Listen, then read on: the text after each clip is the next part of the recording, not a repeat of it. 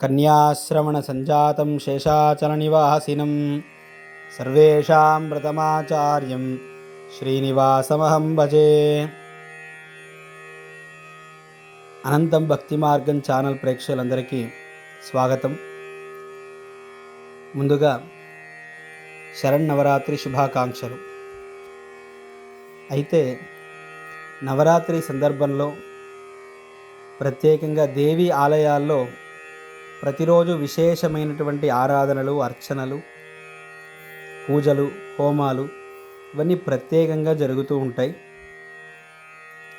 అలాగే మన ఇళ్లల్లో కూడా మనం ప్రత్యేకమైన పూజలు చేయాలి, దేవీ నవరాత్రుల్ని విశేషంగా మన ఇంట్లో జరపాలి అని ఆశిస్తూ ఉంటాం.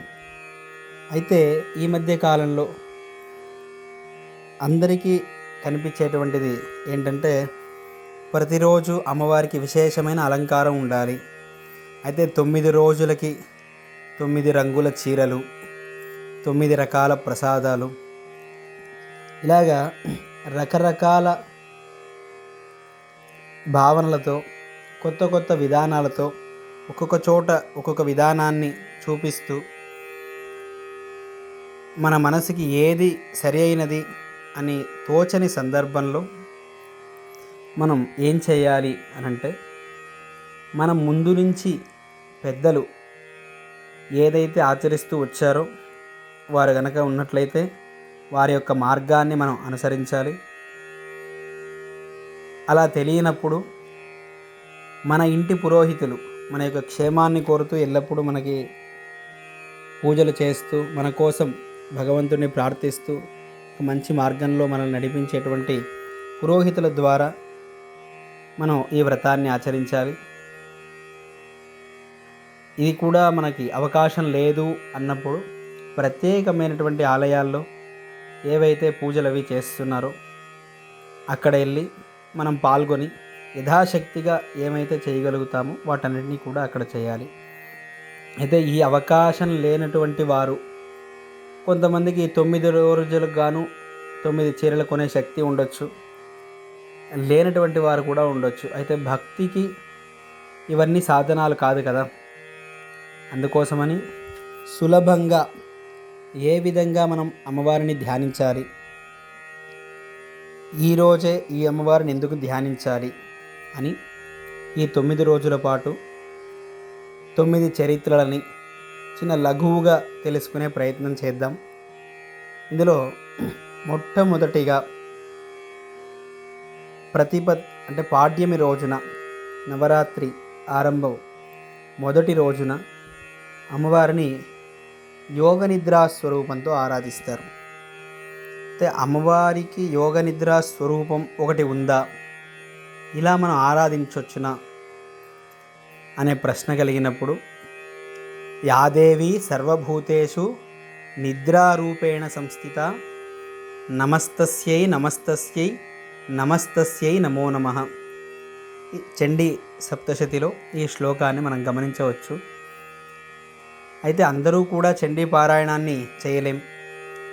దానికంటూ కొన్ని ఉపాసనలు, దీక్షలు, నియమాలు, గురుముఖతః ఉపదేశం అయి ఉండాలి అనేటువంటి నియమాలన్నీ ఉన్నాయి. కాబట్టి వాటిలో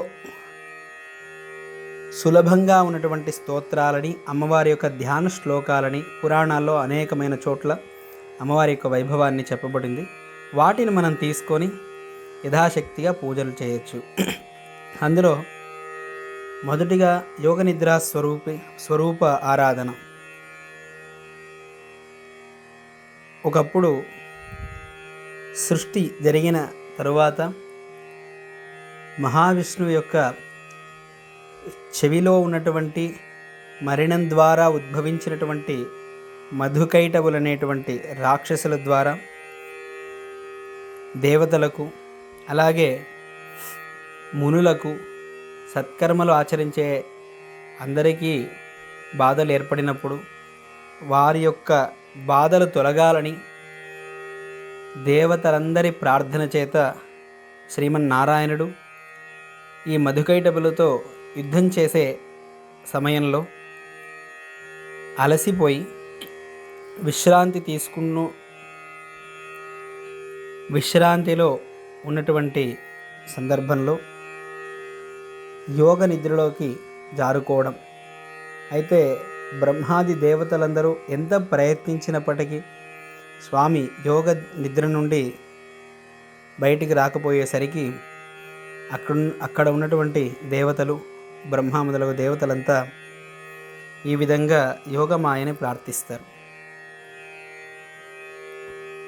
రక్తవర్ణాం గజారూఢాం రక్తమాల్యాంబరాం శుభాం చతుర్భుజాం శక్తిశూలాం గదాం అభయహారిణీం దేవీం సమర్చయే ధీమాన్ ప్రథమాయాం విశేషతః. ఈ విధంగా అమ్మవారి యొక్క స్వరూప వర్ణన అనేది ఇక్కడ జరుగుతుంది. అమ్మవారు గజవాహనంతో ఎర్రటి మాలని ధరించి చతుర్భుజాలతో శక్తి, శూలము, గద, అభయముద్రతో దర్శనమిచ్చి స్వామిని ఆ యోగ నిద్ర నుండి మేల్కొనే విధంగా చేసి, యుద్ధంలో స్వామి జయించిన తరువాత దేవతలందరికీ శుభాన్ని ఇచ్చినది కనుక స్వామి యుద్ధం చేసి ఈ రాక్షసుల సంహారం జరగడానికి కారకురాలైనటువంటి ఆ దేవిని ప్రతిపత్ రోజున అంటే పాడ్యమి రోజున ఆరాధన చేయడం విశేషం. అయితే మన ఇళ్లలో పెద్దవారి నుండి కలశం పెట్టి ఆరాధన చేసేటువంటి వీలున్నవారు తప్పకుండా ఆ కలశాన్ని ఉంచి ఆరాధన చేయొచ్చు. అలా లేనటువంటి పక్షంలో ఏదైనా చిత్రపటాన్నైనా సరే అక్కడ ఉంచి మనసులో ఈ రూపాన్ని భావన చేసి అమ్మవారికి యథాశక్తి ఉపచారాలను సమర్పించాలి. నైవేద్యాలు కావచ్చు, వస్త్రాలు కావచ్చు, పుష్పాలు కావచ్చు, ఏవైనా సరే యథాశక్తిగా మన యొక్క శక్తి లోపించకుండా ఏదైతే మనం చేయగలుగుతామో వాటన్నిటినీ కూడా అమ్మవారికి సమర్పణ చేయాలి. ఇలాగే ప్రతిరోజు కూడా మనం ఈ నవరాత్రి యొక్క విశేషాలని అలాగే అమ్మవారి యొక్క వైభవాన్ని తెలుసుకునే ప్రయత్నం